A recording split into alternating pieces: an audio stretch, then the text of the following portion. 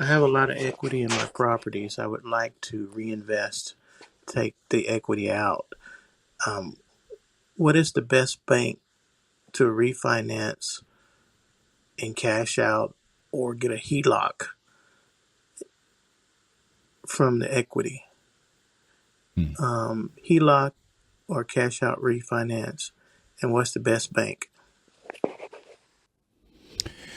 Well, you asked the $6 million question, Thomas, didn't you? So, okay, a couple of things here. You've got equity in your properties. You've got equity in your rental properties, and you want to do a cash out refinance or a home equity line of credit. I personally, as you've heard me talked about on the show, again, I'm not a financial advisor. I can't tell you what to do, but personally, I'm a much bigger fan of the home equity line of credit because with a home equity line of credit, it's a revolving line. It's like a credit card. You start with a zero balance and then you can use how much you want of that equity and buy additional rental properties, expand your portfolio. But when you're doing a cash out refinance, then you're just getting a lump sum payment and the clock starts ticking on that interest rate. And then you don't get to rinse and repeat. You get a check and that's it. Now, I would love to have that revolving line of credit open. As I pay it back, I can use it again. I can use it again. And as interest rates continue to tick higher, maybe now is the best time to lock in those rates.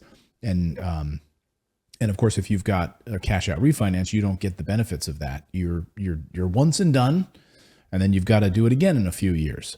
And who knows what interest rates will look like at that point down the line. So again, right now we're in this inflationary period. This is a perfect time to lock in those rates now. Before we see those 7 rate increases that we're expected to see throughout the rest of 2022. If you hear what the Federal Reserve is saying about those different rate increases, we're already seeing it, guys. I mean, we're already seeing like a 1.5 jump on the 30-year mortgage, on the conforming loan side, and on the 15-year. So we are already seeing rate increases. Now, I always look at rate increases through the lens of, is the internal rate of return on my properties still higher than what I'm paying out, right? If I still have a really strong internal rate of return, then people will say to me, well, now with these rate increases, it is now not a good time to invest. And I say, no, of course. Oh, now is always a good time to invest. The numbers just need to make sense, right?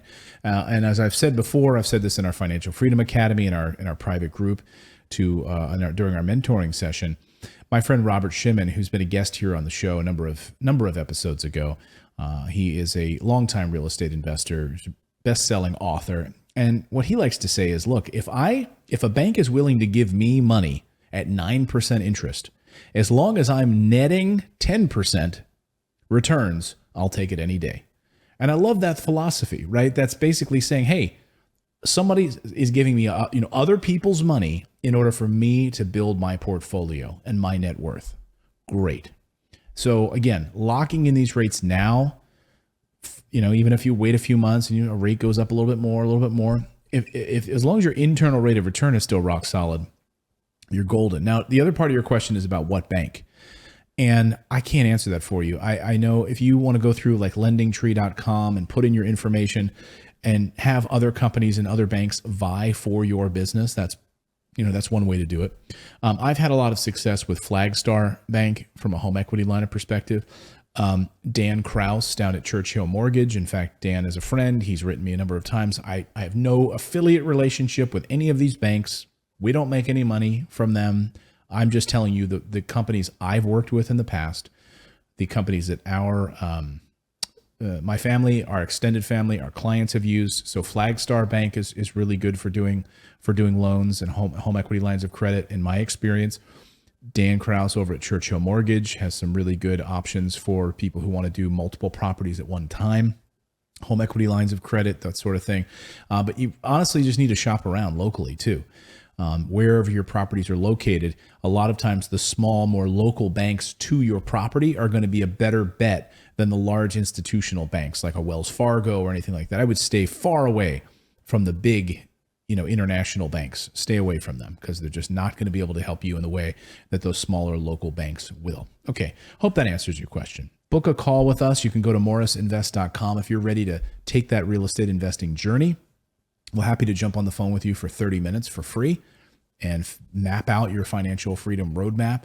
And then points you in the right direction. So just go to our website, morrisinvest.com, and you can click on the little voicemail button down there on the right-hand side of your screen too, so you can leave us a 30-second voicemail here on the show, and we will attempt to answer it next time. Now go out there, everyone. Take action. Become a real estate investor. I believe it's the number one way to build wealth. We'll see you next time.